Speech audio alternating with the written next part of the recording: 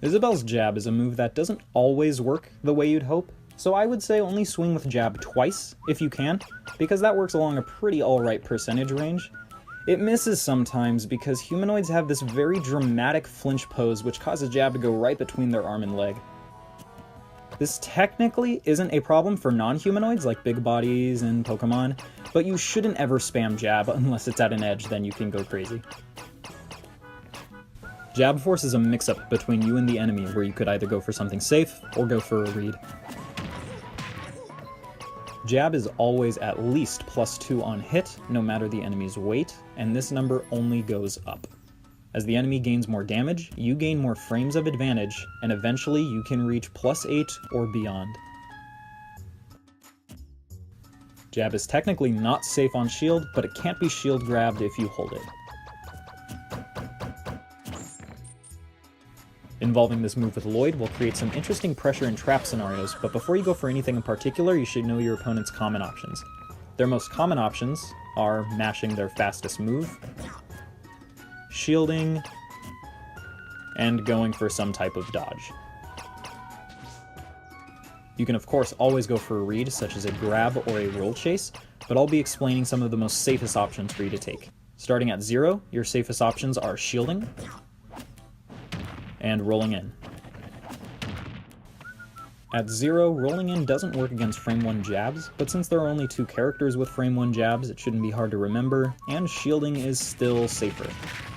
Also, you may think to parry the opponent's moves, but when in doubt you shouldn't, I would say, because mini jabs are rapid jabs which cannot be parried completely.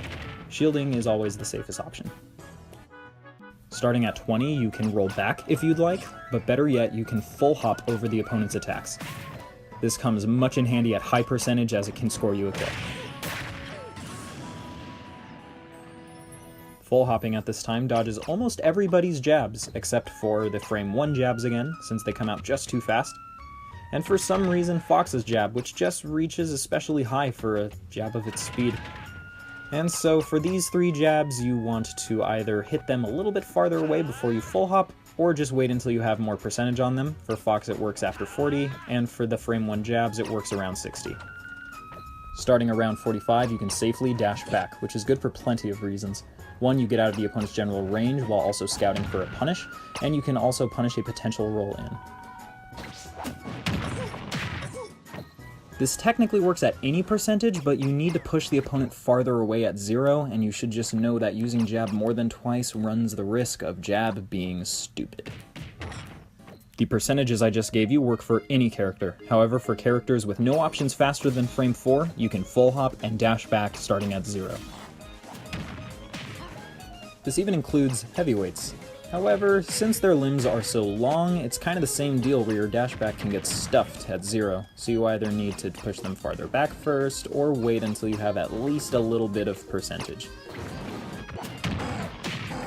It's kind of the same deal for sorties. You can full hop starting at 0, but your dashback might get stuffed, so you have to push them a little farther back if you want to do it at 0, but since they're humanoid, for heaven's sake don't do too many jabs, otherwise you will get punished for it. Or you could just wait until they have a little bit of percentage on them. 20 works.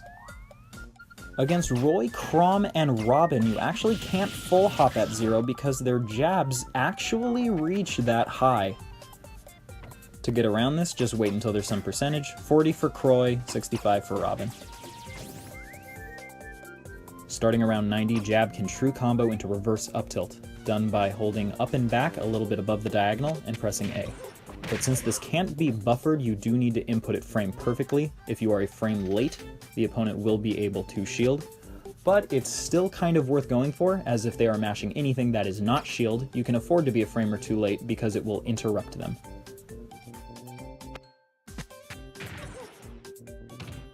Starting around 135, you can true combo into forward tilt or down smash, both of which kill near the ledge.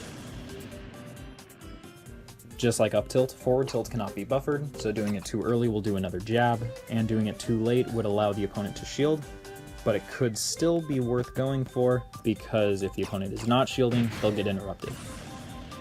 There is an obscure way to buffer down smash that involves having A plus B smash on and moving between the A and B buttons rather slowly during the jab animation. This may not be 100% consistent, as if you're too fast you'll jab again, but if you slow it down, you have another try of getting down smash.